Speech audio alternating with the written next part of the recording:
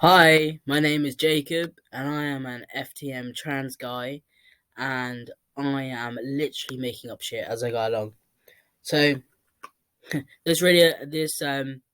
officially 6 months on testosterone, which is flipping amazing. This stuff is like literal gold. Um, it's been like miracles have happened. Um, I am a lot more happier. But yeah, this video isn't really about that.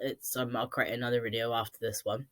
It's about top surgery and my referral and my hopes for the future and stuff like that. So it's been a whirlwind.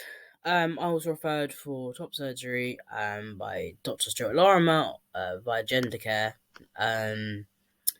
which was a super easy process. She just asked me loads of questions and like I answered them. And for people that know that have seen Dr. Lorimer before, he's the nicest guy.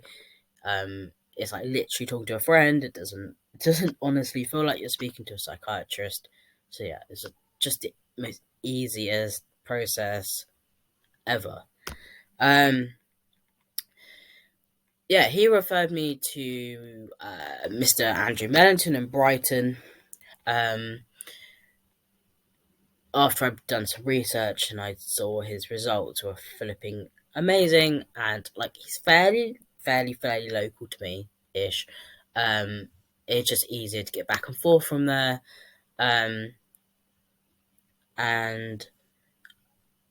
yeah, so that's great. I've got a consultation with Mr. Mellington at the end of March, which I'm really looking forward to because I got a lot of questions and yeah, about like recovery and like weight, and like payment and stuff like that. Just like loads of little random questions. But between my appointment with Dr. Lorimer and my appointment next month with Mr. Mellington, I have sadly lost my job, so I can no longer afford to have surgery privately, which is shocking. Really, it's a bigger shame, but I'm going to the consultation anyway, so I can sort of get a better idea of cost and to see what he's like and see what the building's like and just a bit of an outing really. Like I meet up with some friends and we're like gonna hang out afterwards in Brighton. So it's not something that I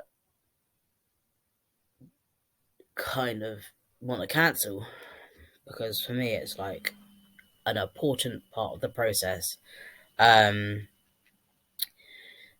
so yeah, I've got this consultation. I can't afford surgery, but my hopes of affording surgery privately have not been.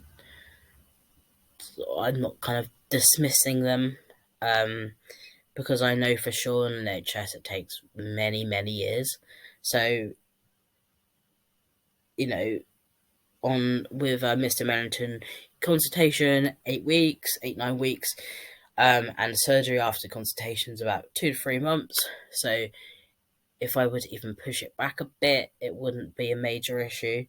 Um, so yeah, I'm not pushing that aside.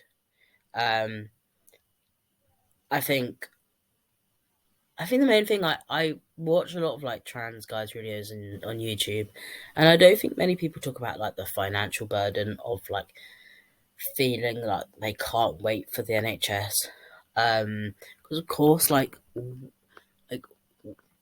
as a trans guy, like ever since I've been on this stuff, and I'm like flipping out, like where's the surgery? I need top surgery now, and like my patience has gone, like it's flipping vanished into air. Um, I find that my gender dysphoria around like my chest has got so much worse since I've been on testosterone because I'm waiting for that next step, and that next step isn't coming. It isn't coming. It isn't coming anytime soon, and I mean, I just get really pissed off. Um, and that kind of like sparks like gender dysphoria like really bad. Um, so like yeah, it's been difficult and it continues to be difficult. I think for me it's all about like talking to people, expressing how I feel and everything like that. Um, yeah, so I had a job at a pub, um, and I found it incredibly overwhelming. Um, I wasn't really sure, but I'm possibly autistic, so that's kind of like why all like the loud sounds and all the people and all the bright lights, and it was just too much for me to handle. It was complete sensory overload. I pinned that job. I pinned it, and I thought, oh, if I have that job, then I can pay for my top surgery and I can finance it. Like I got like I don't know, like 3 4 years to pay it back. And once that job went, and once my mental health went completely downhill, um, I had to leave that job because I'd literally hit like a mental health crisis, and even my GP was like, "Oh, you need to leave. Like, you need to leave now." Um, I'm currently trying to find something that would suit my needs better, and an employer that is autism friendly and has knowledge of that. Um, and it's difficult. It's difficult finding something so like a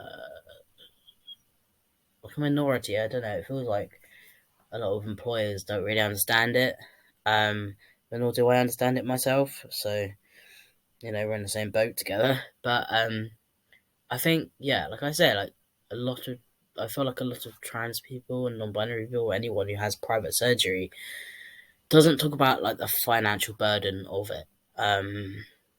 I feel like it's swept under the carpet a bit, and I feel like it'd be really good like to have that conversation. I know that when I was having like financial worries about top surgery, and I still am, obviously, um, it would have been good to see like a video about just someone talking about financial burden of private surgery, especially a trans guy, someone I could relate to. Um, I feel like it's like a hidden conversation. Um, yeah, I think it's a difficult conversation to have, but I think it's necessary. And I know it would have certainly helped me. So yeah, I think the best thing you can do, um, if you're like scrolling through Twitter, like I flipping love Twitter, like literally Twitter addict. I think if you just follow the right people, you'd be kind of alright. Um, if you see like someone like with a crowdfunding page that needs money for surgery, the best thing you can do is literally just simply retweet it. Like I know people who like retweet like my fundraiser, and it honestly makes my day. It makes me so happy. Um, a simple retweet can help spread a message, but it doesn't just spread a message of the of the individual needing money. It also spreads a message of potentially like the message that the NHS healthcare isn't good enough, and it's difficult to get surgery on the NHS. So it really shows like the the full message, but also like the message of the individual. So that really goes a really really long way. Um, in just like providing support and hope. Um, so yeah, it continues to be a difficult journey. Testosterone has most certainly helped me massively, especially like my voice and everything.